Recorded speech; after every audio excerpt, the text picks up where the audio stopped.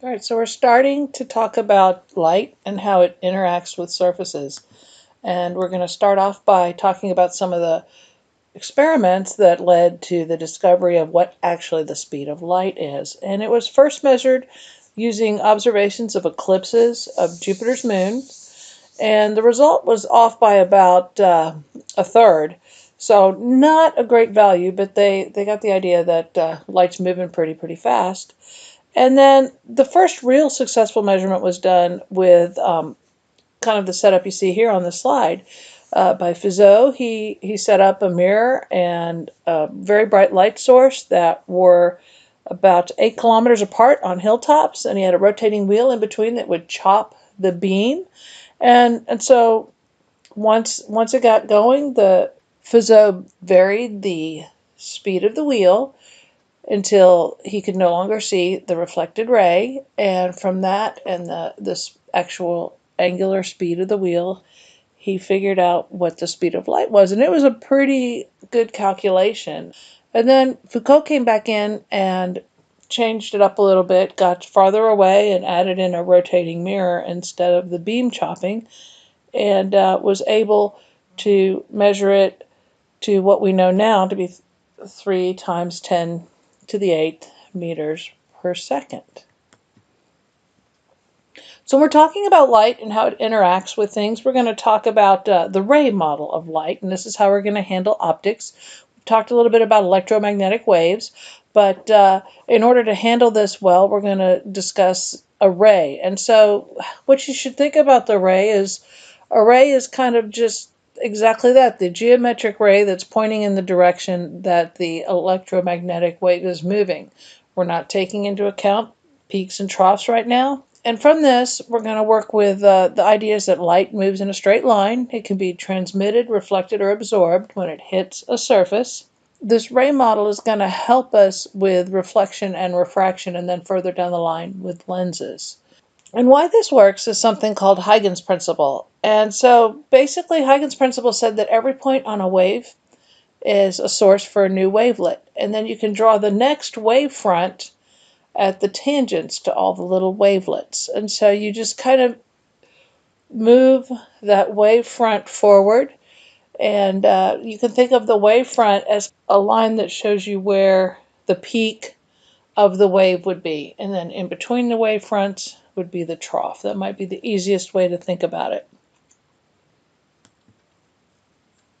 So our first interaction with the surface is reflection, and reflection is one of the simplest. The idea that you have a surface of some sort and the light cannot be transmitted or absorbed, so it's going to bounce off. There's some vocabulary associated with this. We've got a normal line, which is perpendicular to the surface, and then we have the incident ray and the reflected ray. So the incident ray is the light coming into whatever the surface is, and the reflected ray is the light ray bouncing back out. So you can see where this ray model is going to be very handy. We measure the incident angle from that normal line, and we measure the reflected angle from the normal line. And you're going to see the normal line a lot as we work with the ray model. There's a couple different kinds of reflection. One of them is specular reflection, and that is on a smooth surface, and so all of the reflected rays are going in a nice parallel direction. And then you have what's called diffuse reflection, and that's if things are reflecting off a rough surface, like you can imagine off the water. The image you get is not quite as clear because all of those rays are going in different directions. So the next interaction we have is refraction, and refraction is what happens when light passes into a different medium. So it can go from light to water, which is what's happening with this duck. It is a one-piece duck, but if you look at it under the above and below the water at the same time, it's going to look like it's in two different places because the rays of light are bent. And so when it goes from something that is less optically dense to more optically dense, it's going to bend towards the normal, and the other way around, more optically dense to less optically dense, it's going to bend away from the normal. So it's going to bend and change its speed. And it does this based on something called the index of refraction. And so the index of refraction is a property that belongs to whatever that medium is. So air has an index of refraction of a teeny tiny bit over 1. Vacuum is 1. Glass has an index of refraction somewhere around, I think, 1.5-ish. So it can vary depending on how much that light is going to bend when it goes in. And so here you can see a couple examples. In the first example, you've got the incident ray coming in, and it's ray number 1 in medium 1. And this would be the idea where the first medium is less optically dense than the second. So the index of refraction is less in the first one than the second one. And so it's all the angles are measured from the normal line. And so you've got the light coming in, hitting the surface, and then bending towards the normal. And the second example, it's actually coming out of the bottom of the page, so it's going up the page. So it's going from that same material back out into something that has a lower index of refraction, so it's going to bend away from the normal. So it speeds up and bends away. And Snell's law gives us the relationship between these two. So it's pretty straightforward. N1 times the sine of the first angle is equal to N2 times the sine of the second angle. If it was going back out again, so let's say you're going through a pane of glass, you're going from air to glass and glass to air, you would do the calculation twice. You would do air to glass, then look at the angles from glass to air. Now something interesting happens, and you may have seen this, and this is actually how optical cables work, is something called total internal reflection. You see this in fish tanks. When you look into the fish tank and the fish, what you see is a fish looking at itself rather than seeing all the way through the fish tank. So there is an angle called the critical angle where if the ray comes in at the critical angle, the refracted ray just runs along the surface.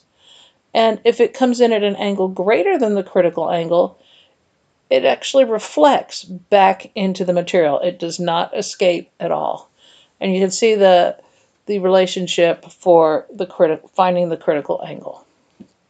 And of course, one of the fun things about refraction is, where do rainbows come from, and how do prisms work. And this is all dispersion, and it is the bending of the light. But what happens is the amount that it's bent depends on the wavelength. And so I said earlier that the index of refraction depends on the medium. It also depends on what the wavelength is that's coming in. And it's a very slight dependence, and I'll show you a calculation in a minute that'll show you it's tiny, but it is there. And you can see it when you're working with a prism.